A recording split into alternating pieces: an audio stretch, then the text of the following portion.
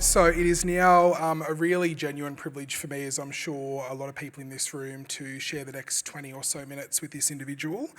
So I would just really like to say a few words about Professor Tom Calma AO before we invite him to come and do the keynote address for this morning. And so as Neil and a few others have said this morning, we have some terrific keynote speakers over the course of the next 2 days. And I think, Tom, no pressure, but there will be an expectation following your presentation this morning. So Professor Tom Calma is an Aboriginal elder from the Gunkurakan tribal group, and is a member of the Awajja tribe group, whose traditional lands are southwest of Darwin and the NT's Coburg Peninsula.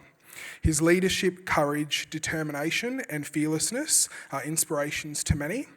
Professor Calma has dedicated his life to a career to being a champion of equality for Aboriginal and Torres Strait Islander peoples. He has spent more than 4 decades championing the health, justice, education, housing and employment rights for Aboriginal and Torres Strait Islander peoples at the local, community, state and international levels.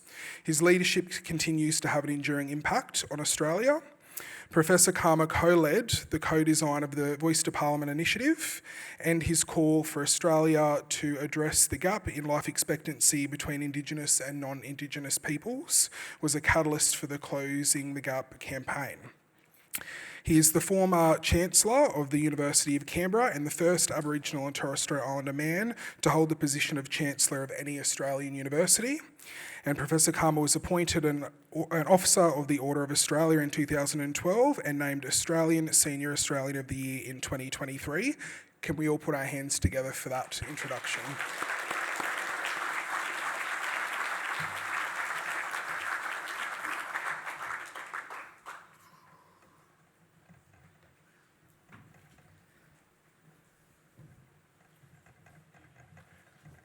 Gee, they said, I asked whether I could see the slides, and I can, but they're that small.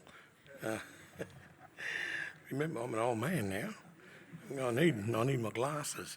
Look, can I begin by recognising everybody, and I'll just turn that off.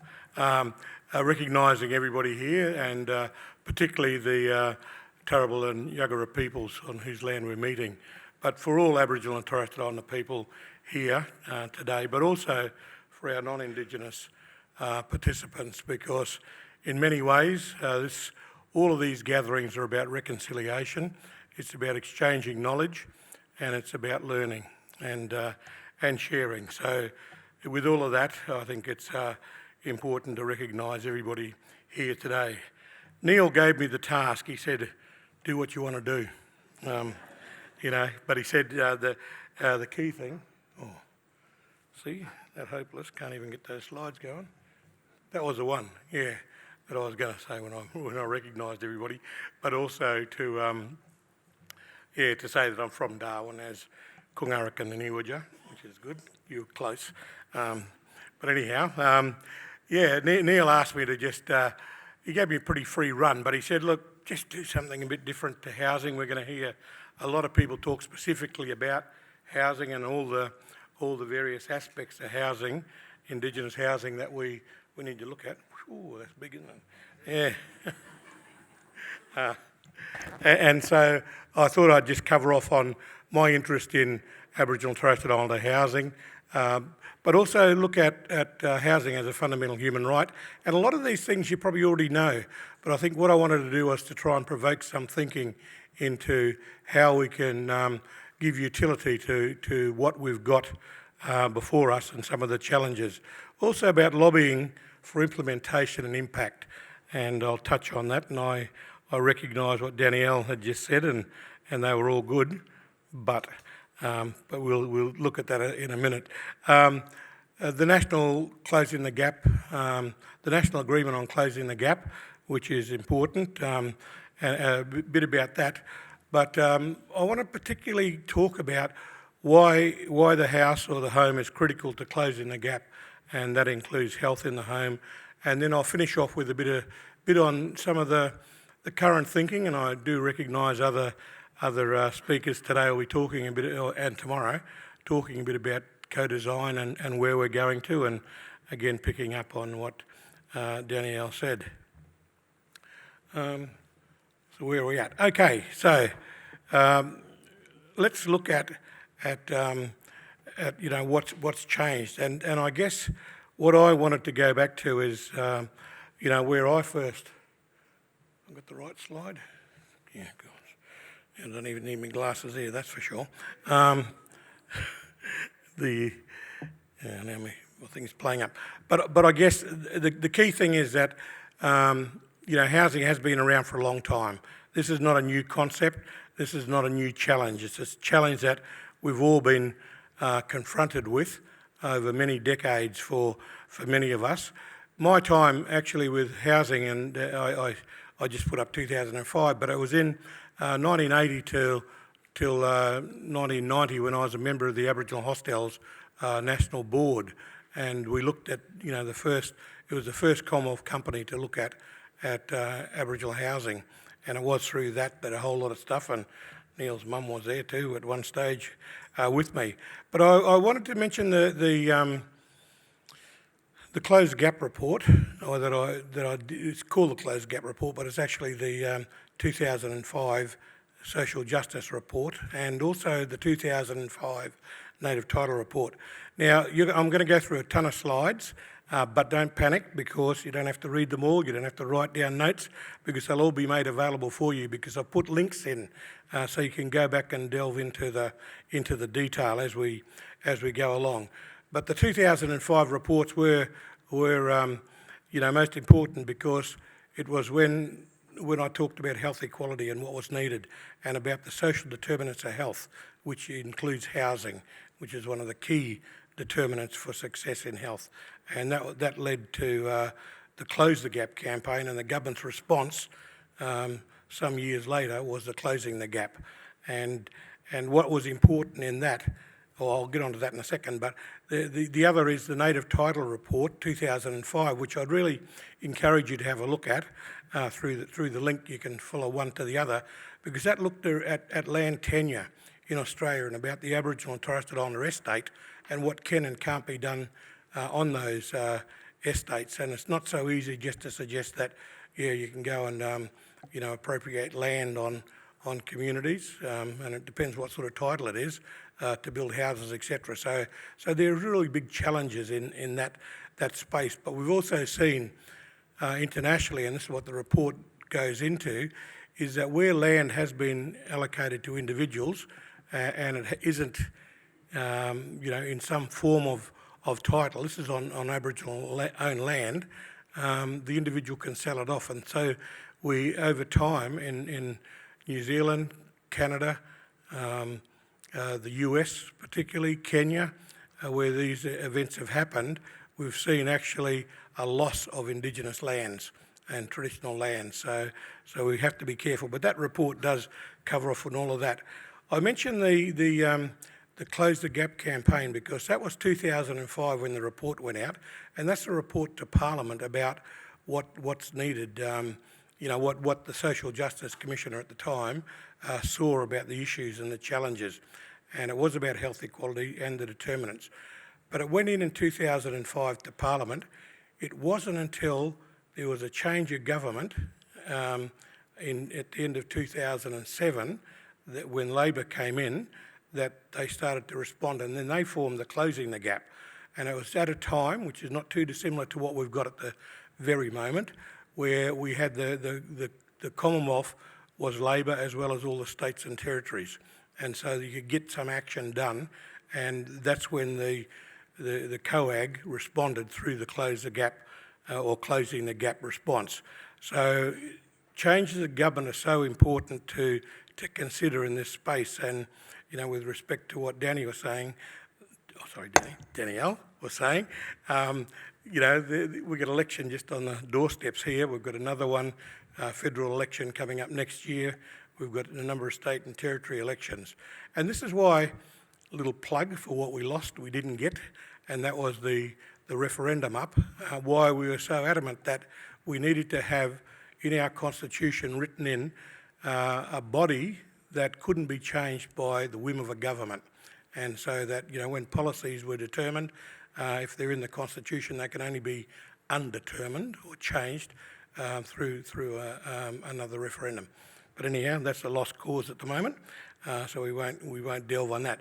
But 2012 was also very important because it was the first World Indigenous Housing Conference in Vancouver, and we had a good delegation from Australia there, including myself, which I had a bit of a leadership role with the delegation. But it also coincided with Jenny Macklin and the ministers from a number of the Commonwealth countries who were participating, getting together and having these, very important pledges. And her speech is there, or I'll put the link in to have a look at, because, when you start to look at the speech, and she refers back to 2008 on the Closing the Gap, and the very pledge that you're talking about. Yep, we're going to work with Aboriginal and Torres Strait Islander people. We're going to, listen to what they have to say. They'll be involved, etc., etc. Well, that was in 2008. By 2012, the government was still saying that, but in 2013, we had a change of government, and then we had, from 2013 to 2022, a coalition government in, and a fairly significant wind back of activity and review of activities. And we don't have to look too far back till the outcome of the referendum. The day that we learnt that we lost that, the next day we had the opposition leader and the shadow Minister for Indigenous Affairs saying they're going to go and relook at all the policies in Aboriginal affairs and start to wind them back, do audits of programs, etc.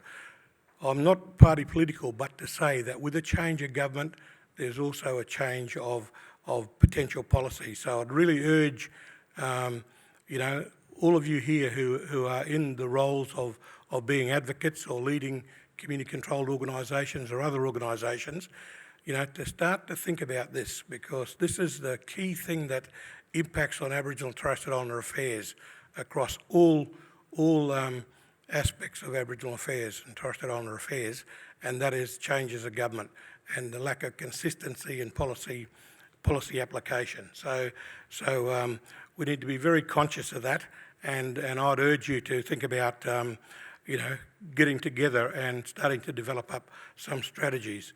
I should also say that whilst we're talking about state and territory and also federal, local government has a very significant role, because that's where most of the action happens, at the local level through the local government. It's the local government who releases land, etc., for activities, be it on Aboriginal lands or otherwise. So we need to be very, very conscious of that. The next one I just want to talk about was the United Nations Declaration on the Rights to Housing. It's all there. SERDS, ISESCA has made it really clear that there is a right to housing. We all have a right. Governments have a responsibility to ensure that we all have access to adequate housing. We've also got the Habitat Agenda, which took place back in '96, which really started to look at urban housing. So it's complex, urban, regional, remote, very remote. We know homelessness that exists across the way, across all those different regions. So they're all there. The most recent is the UN Sustainability Development Goals, and that's in there that we have to be considerate of. Governments need to be considerate of it. But we as advocates and within the sector need to know these things, so that when we're talking to pollies, that we make sure that they understand that we know what their obligations are in this whole process. But, we've also got the UN Special Rapporteur on housing, and that's the person that oversees it all. I think they've been here once before. I was looking for Mick Gooder before to see if he could remember, but I can't see him. But then I can't see very far anyhow. Way down the back, he's there. Yep, I can see that hand waving back there. But no, I texted Katie Kiss this morning and said, look, Mick and I are going to be here. We'll make it a trifecta. So, she's the latest Social Justice Commissioner. So, aren't we lucky to have at least two former Social Justice Commissioners at the conference? But the UN Special Rapporteur on Housing is an important person, even if, and it's quite within your rights through through a number of different mechanisms to get access as a group to the special rapporteur. You don't have to go through governments should you choose not to. Okay, there's also the cultural rights, and that's there. You can have a read through that.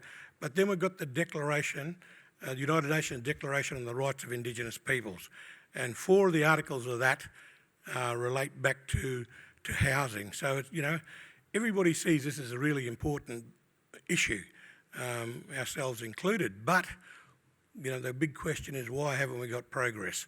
I'd argue it's because of change of government too often, and not good coordination amongst the sector in pulling together, and that's where we need to be advocates, but I won't go through it in the interest of time. But now down to the latest national agreement on closing the gap, signed off by the Coalition of Peaks and all the states and territories governments, which is all great. But as I said, there's potential changes of government. If you don't get like-minded people who are willing to respect what has already been in place, then we've got an issue. But what's also important through the national agreement is a heavy focus on community-controlled organisations. And I know many here are community-controlled, but community-controlled aren't the only ones that are going to resolve the housing, challenges of Aboriginal and Torres Strait Islander people. Mainstream are going to have a big role, if not a bigger role. And that includes, when we look at funding, and I know IBA do a great job of giving out low interest loans and easier access, but that's not going to cut it when we, the challenges are so great, and the majority, probably it is the majority of people go through mainstream services anyhow. It's a bit like, community-controlled health services. 50% at best of the client of Aboriginal and Torres Strait Islander people use a community control.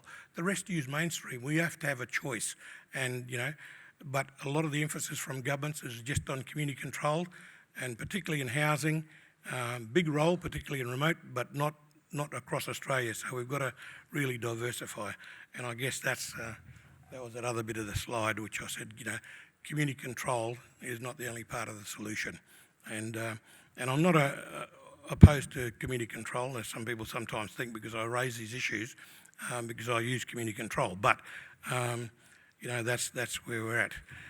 When we start to look at the 17 socioeconomic targets, I've just highlighted in blue all the ones that relate to housing, be it employment, education. They're all to do with housing. If we don't have a good, solid home, not necessarily solid as in solid, but a good home for people to live in, that's conducive, that's not overcrowded, etc. We will get better participation in schooling, we'll get better health outcomes, we'll get better employment outcomes, etc. So there's all these areas. And then when we start to look at justice, and when, with justice you also look at safety, issues like family violence in overcrowded environments, the high levels of people taking their own life, etc. So as you go through all the targets, we have to consider that housing is key, and we need to really push that.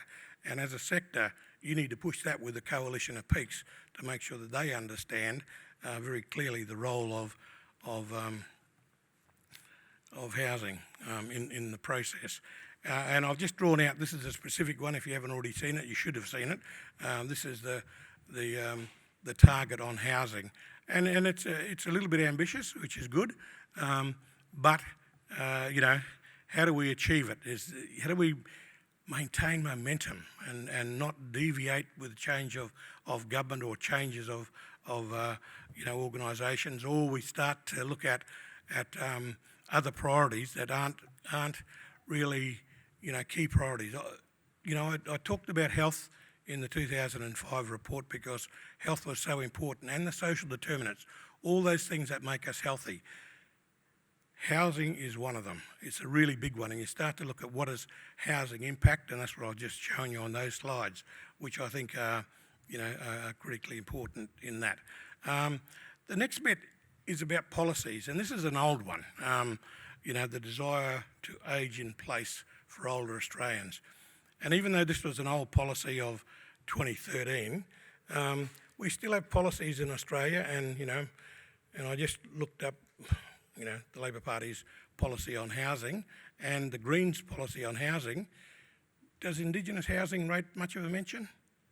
No, it's all about the mainstream, the majority of people. So this is where political lobbying is really important, that you've got to get into their ears and make sure that they understand that this is a priority. And it's just a take of that report that I just mentioned. And you don't see Indigenous mention. And so it's about us fitting into the mainstream and not recognising the right to culture, the right to housing that we all should enjoy. One of the big moves that I'm involved in as a member of the Aged Care Council of Elders is looking at ageing in the home, and this is more contemporary. And Annika Wells, the Federal Minister for Ageing, is a Brisbaneite, and she's doing a fantastic job actually in the whole lot of reforms. But there are a lot of reforms to try and get people to age in the home, and that's fantastic because there's a big demand for it. But it's not so fantastic if you've got 3 or 4 generations of people living in the same house, overcrowded situations where there's not good access to refrigeration, or people to understand all the issues relating to ageing, and a lot of that's to do with dementia, to do with medications, etc.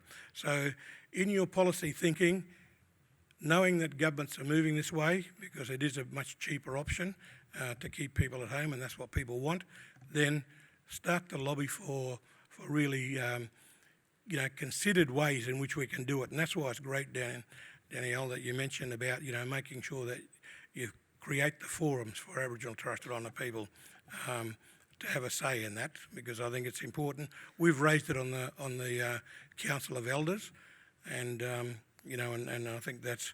But again, we're a very small percentage of the population.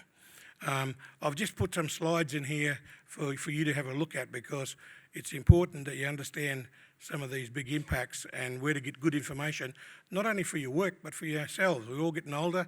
We no doubt we've got older folk in the family, so these are good resources for you to use, both yourselves or family members.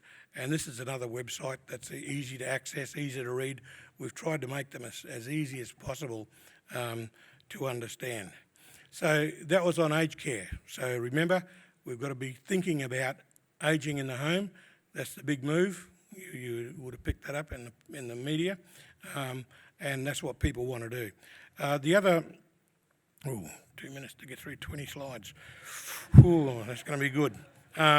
Okay, so a little quiz. What do you reckon is the single biggest health factor that's taking the lives of Aboriginal and Torres Strait Islander people? You see a lot talked about diabetes. That's pretty big. Yeah. Cancer's the big one, and this is just a slide. These are old data, but they're important data. You might see the second one from the bottom, kidney disease. It's not that big really, but a lot of money and effort goes in there, and a lot of the focus, because it's an important one. A lot of our people have it and require dialysis, but the biggest killer is cancers, and it's overtaken, heart, lung, respiratory and cardiovascular now, and as you go down. And I just wanted to put this out there because too often we're very dismissive about cancers, and we can't be, because they're the highest level. And for mortality, what we're seeing is that for the non-Indigenous population, mortality is improving, but for Indigenous people it's going down very significantly, and it will go down for quite a number of years. And I think the other important one is to look at who's got it between male and female, and you can see the males are the most impacted, but in most of them, females do rate of mention there, still pretty high. But it's important to understand the health impacts, because the home, is where a lot of it happens. So I run a program. My day job, my paid job, is around the Tackling Indigenous Smoking program, and it's a population health program, providing information to people about the benefits of not smoking or vaping. Vaping's a big one for us. That's just for info. You can have a reflection on that. I've just spent the last couple of days down in Bathurst at the Koori Knockout, which was absolutely fantastic. I even mentioned the Murray Carnival up here and said that they can learn a lot down in the Koori Carnival from the Murray Carnival and what we do up here, and that's around health checks and so forth, and being smoke-free and vape-free in the events. But this is just some of the information there to have a reflection on, so you understand where the TIS program is coming from. But it's also about, and there's a link there to where you can find resources to help you, and these are all community-controlled resources. I should say that the Tackling Indigenous Smoking program is the single most effective program in both Indigenous and non-Indigenous health in the nation. We have saved more lives than any other body. In the last, up until the 1819 census data, and it's going to be more, much better when the next lot come out, we saw about 50,000 Aboriginal and Torres Strait Islander people give up or not take up smoking. And Auntie was just telling me before that she's one of those who gave up and is able to now bank, a whole heap of money, pay off the mortgage quicker, and can put money aside because somebody who's a smoker, $300 a week, easy. Depends on where you get your smokes from. And in fact, if you're a packet-a-day smoker, you spend more on cigarettes than you actually are eligible for if you're a single person on a pension. So, cry poor, but that's where your money goes if you're a smoker. And vapor's not far behind now. But vaping, we've got legislation out there which hopefully will be able to address some of this. But it's important to remember that and I won't go on for long, people who smoke spend a lot of money on cigarettes, and that money is causing food insecurity in the household. It's causing problems which manifest into family violence, and through arguments, etc. It's about denial of kids, opportunities to participate effectively in school, etc. So just think about that. But not only if with you're a smoker, but in the housing sector, is to how do we make sure when we're controlling Indigenous housing, how do we make sure that our clients, homeowners are considering making their places smoke-free or vape-free, and there's a lot of work that you'll see there where we can collect a lot of data on that, and a lot of homes have gone smoke-free. So we are improving. But a lot of that improvement's in urban areas, not so much in outer regional and remote. Here's just another one of the government, New South Wales government doing a good bit of work about vaping, and there's all these sort of resources that are out there that you can get access to. I mentioned cancer before. It is the number one killer, of Aboriginal and Torres Strait Islander people.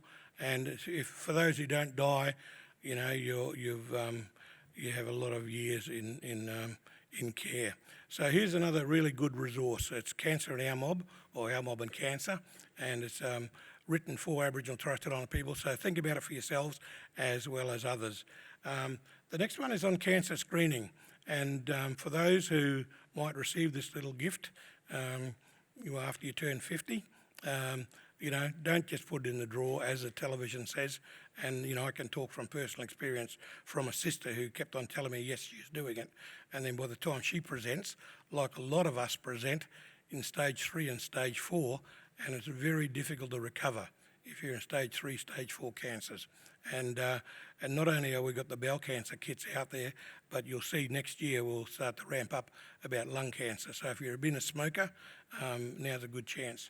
The other bit we talk about are the environmental impacts of cigarette butts and vaping devices, etc., in our waterways for Aboriginal and Torres Strait Islander people who are very conscious of land and our relationship to country. You mentioned, Neil, this is our environment. We need to make sure that we keep it there. Okay, let's look at shelters, just the last run home. This is what it used to be like, but they're not just little shelters like that, as you know, within the sector. They were designed to be able to engage people. And I should acknowledge Alison Page, who's given me a lot of this information for the work, and I'll touch on that in a minute. But, people think that they were crude shelters. They were crude shelters with a purpose and a structure and a design, and I'm sure you'll hear a bit more about that. These are just some of the publications that Alison and Paul Mimmet produced recently about design for the policy makers and anybody who wants to influence. I think it's important. Alison's now at UTS, University Technology Sydney, and they're developing up an Institute of Design, designing with country and for country. So, and she's agreed that anybody who's interested in any of this stuff, you can just go and talk to her. The other important one is to get away from people-centred into country-centred design of housing. And that gets back to that earlier photograph and concept of how do we develop something that people are going to use. And it's going to be, you know, the biggest danger is when governments get all keen and do a one-size-fits-all. These need to be done. Co-design needs to be done with the people, the client base, you know, in a regional area or whatever. So that's bit. A good example to follow up, if you'd like to, is the Wilcannia Hospital, which has been worked up, designed with Aboriginal and Torres Strait Islander people, or Aboriginal people down there in New South Wales, and it's been designed and constructed totally with Aboriginal labour, and designed with Aboriginal people.